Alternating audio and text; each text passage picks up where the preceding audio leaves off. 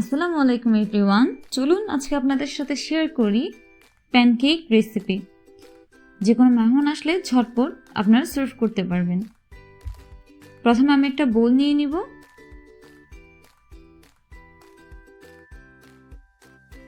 বোলের মধ্যে রুম টেম্পারেচারে থাকা দুটো ডিম দিয়ে দিলাম।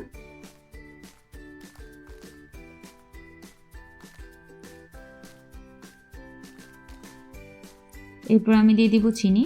এখানে আমি 1/3 কাপ পরিমাণ চিনি নিয়েছি। দেখতে পাচ্ছেন আমি সম্পূর্ণটা ব্যবহার করিনি। আপনারা চাইলে সম্পূর্ণটা দিয়ে দিতে পারেন, এটা অবশ্যই আপনাদের টেস্ট বার্ডের উপর ডিপেন্ড করবে।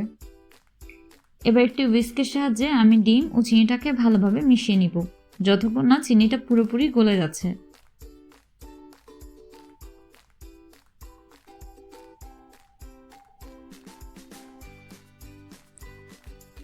চিনিটা পুরোপুরি গলে যাওয়া পর্যন্ত মিশিয়ে নিতে হবে।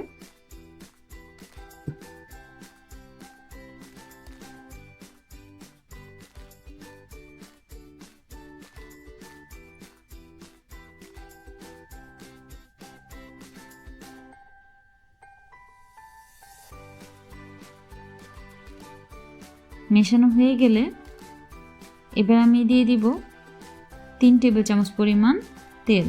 আমি রান্নার সাদা তেল ব্যবহার করেছি। এরপর দিয়ে দিব 1 চা চামচ ভ্যানিলা এসেন্স। এটা ডিমের গন্ধটাকে দূর করে।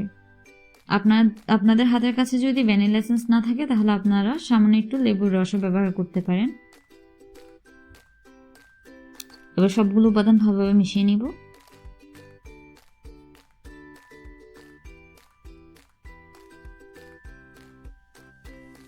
দুটো ডিমে আমাদের 2 কাপ পরিমাণ ময়দা লাগবে। আমি একটা ছাঁকনির সাহায্যে ময়দাটাকে ছেলে নিব।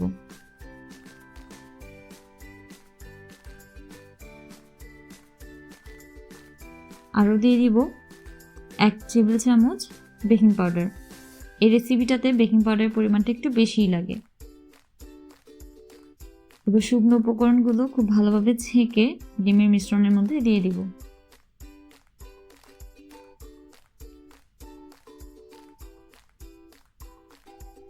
একটা স্প্যাচুলার সাহায্যে মিশিয়ে নিব।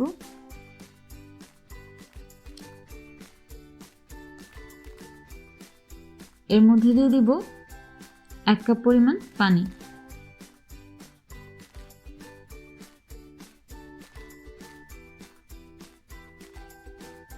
আলতো হাতে নেড়ে চেড়ে খুব ভালোভাবে সবগুলো মিশিয়ে নিতে হবে যাতে কোনো লাম্পস না থাকে। আপনারা চাইলে হুইস্কও ব্যবহার করতে পারেন।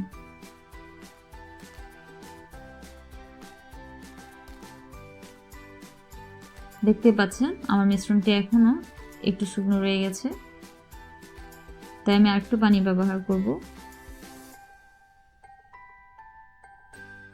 আরও দিয়ে দিব 2 টেবিল চামচ পরিমাণ গুঁড়ো দুধ। গুঁড়ো দুধটা স্কিপ করবেন না, প্যানকেকের রেসিপিতে গুঁড়ো দুধটা খুবই প্রয়োজনীয় একটি উপাদান। এবার সবগুলোকে ভালোভাবে মিশিয়ে নিব।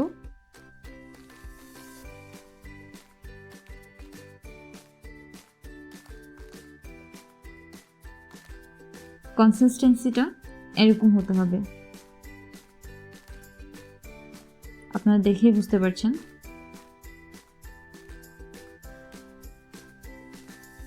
এবার চুলায় একটি পাত্র বসিয়ে একটি চামচের সাহায্যে 1 চামচ ব্যাটার দিয়ে দিলাম।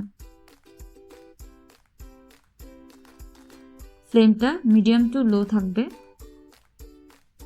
যখন এমন বাবলস চলে আসবে তখন উল্টে দিব।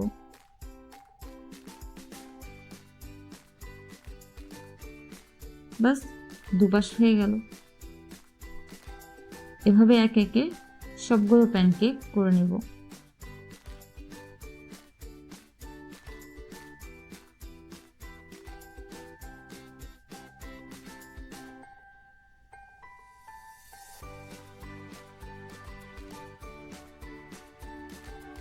হয়ে গেল চটপট মজাদার প্যানকেক।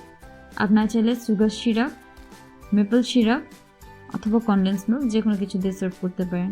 আমি কনডেন্স মিল্ক ব্যবহার করেছি।